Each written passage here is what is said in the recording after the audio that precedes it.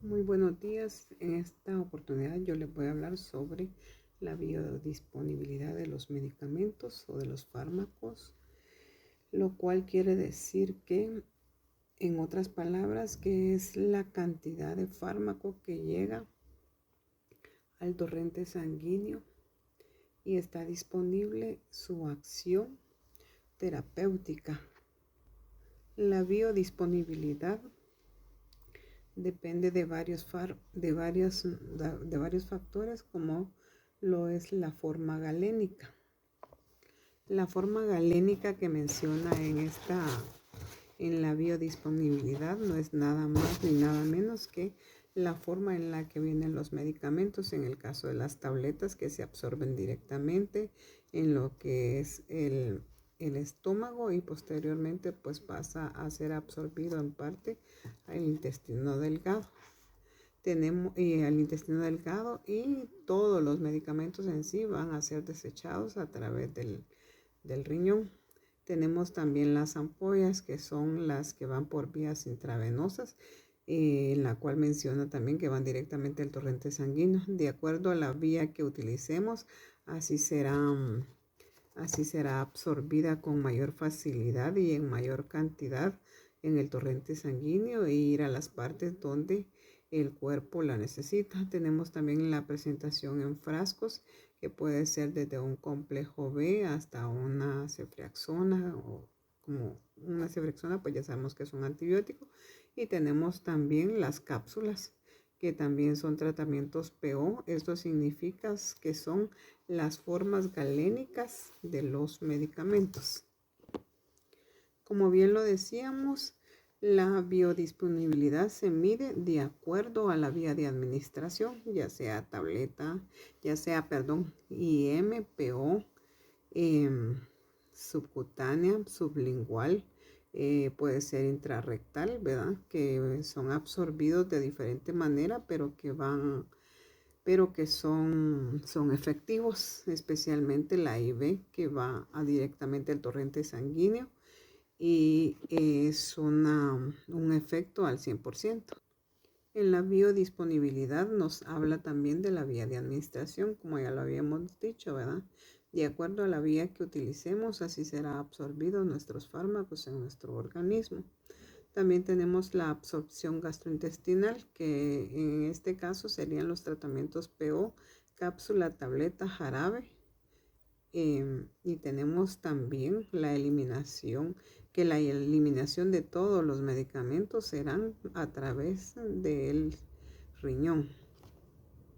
El valor máximo se calcula por la vía que utilicemos. Quiere decir que de acuerdo a la vía que utilicemos, ya sea IV o IM, como lo hemos estado repitiendo, así será la evaluación, la absorción, la efectividad y directamente la absorción del cuerpo. De acuerdo a la necesidad de nuestro organismo, será utilizada al 100%, al 75% y hasta un 60%.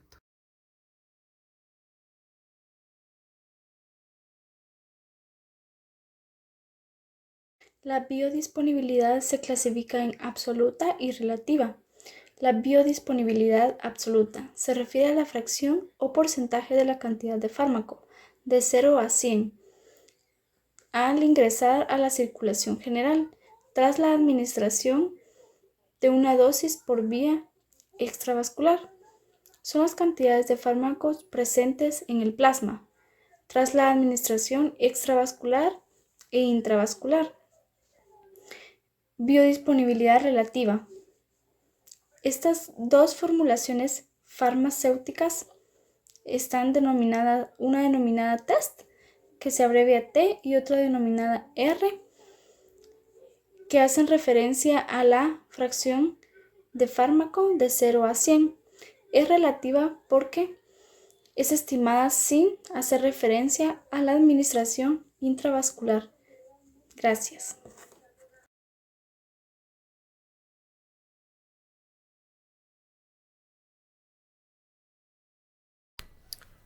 Muy buena tarde. Continuando con la exposición, pues a mí me tocó hablar sobre lo que son los fármacos galénicos. Cuando hablamos de fármacos galénicos, pues se puede decir que son o que se preparan de manera personalizada o a una pequeña escala por dicha farmacia o un laboratorio.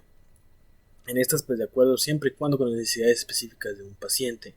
El término galénico pues se refiere a galénica, que es la ciencia que y al arte de la preparación y a la formulación de los medicamentos. Cuando hablamos de fármacos galénicos, pues pueden ser útiles cuando se requiere una dosis o una formación de administración especial que no esté disponible comercialmente. Por ejemplo, que tu médico pues, puede recetar un fármaco en una forma específica, como en una crema, un ungüento, un supositorio, jarabe, o incluso una dosis adaptada a las necesidades individuales de dicho paciente. Entonces, algunos de los ejemplos de los fármacos galénicos incluyen desde las preparaciones magistrales, de las preparaciones extemporáneas y las preparaciones oficinales. Cuando hablamos de preparaciones oficinales, pues estas son formulaciones que están en una farmacopea oficial y que se utiliza con más frecuencia en la práctica farmacéutica.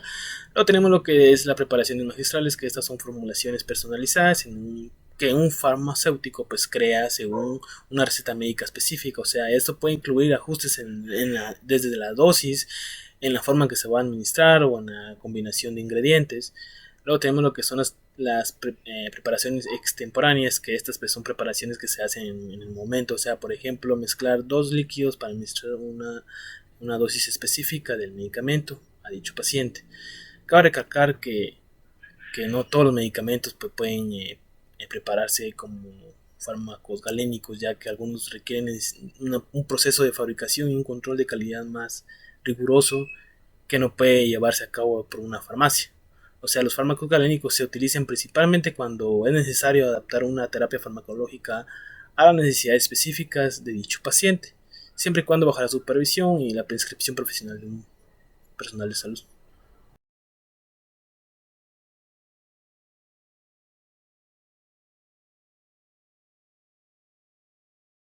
Muy buenas tardes, yo les iré hablando sobre las causas de bajo biodisponibilidad. Los fármacos administrados por vía oral debe atravesar la pared intestinal y después la circulación portal hasta el hígado. En estos dos sitios se produce el metabolismo, metabolismo de primer paso. Metabolismo que ocurre antes de que un fármaco alcance la circulación sistemática. Por ello, muchos fármacos pueden ser metabolizados antes de que se alcance una concentración plasmática adecuada. Otras causas importantes de bajo biodisponibilidad es no contar con el tiempo suficiente en el tracto digestivo como para que se produzca la absorción. Si el fármaco no se disuelve con facilidad o es incapaz de atravesar la membrana epitelial. La biodisponibilidad es un fármaco también que puede verse afectada por la edad, el sexo, la actividad física, el estrés y las enfermedades. Pues aquí tenemos un dibujo sobre la biodisponibilidad. Tenemos 3 círculos. En el primer círculo tenemos la investigación, el desarrollo y el control de la calidad. Otra definición que podemos decir de la biodisponibilidad es la velocidad, calidad, cantidad en que un nutriente demora al llegar a los organismos. Muchas gracias.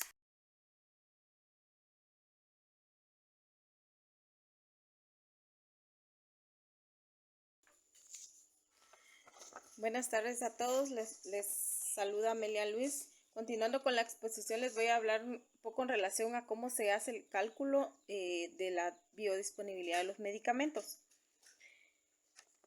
La biodisponibilidad no es más que la concentración plasmática que va a tener el medicamento pues, en nuestro organismo o en la sangre.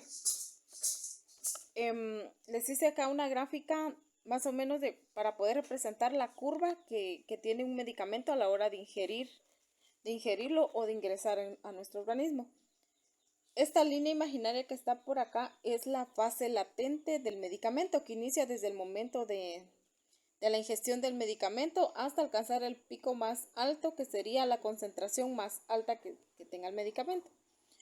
Esto también se divide en la acción del medicamento y el efecto del mismo que vaya a producir. Si hablamos de biodisponibilidad, también se basa en relación a la fórmula del ABC. El ABC que no es más que el área bajo la curva que tenga el medicamento. Esto puede ser por estar expuesto a la concentración general de cualquier medicamento, ¿verdad? Al momento de ingerirlo, pues va a producir un efecto. Alcanza el pico más alto, que sería la concentración más alta, y por ende viene disminuyendo acá la gráfica. A este término medio le vamos a llamar semivida. Semivida, que es donde el medicamento pues va perdiendo la fuerza o va perdiendo el tiempo de vida que el mismo tiene. Y llegando hasta este punto, que sería el punto ya final, que es donde todo el efecto del medicamento ha bajado. Para ello, es por ello que es necesario que un medicamento que esté con horario se administre al tiempo debido. Porque al no ser, pongamos de ejemplo que fuese un antibiótico, esto es lo que va a crear en el paciente, va a ser una resistencia. Entonces, si la indicación es cada 8 horas, 8 horas después vamos a estar con el efecto del medicamento, con la curva a este punto. Entonces necesitamos nuevamente subir la curva. Entonces, sucesivamente, sea un analgésico, un antibiótico o cualquier otro medicamento que necesitamos tener un efecto, todo medicamento va a tener una curva. Y la mayoría de los medicamentos, su eliminación va a ser a través de la vía urinaria. Muchas gracias.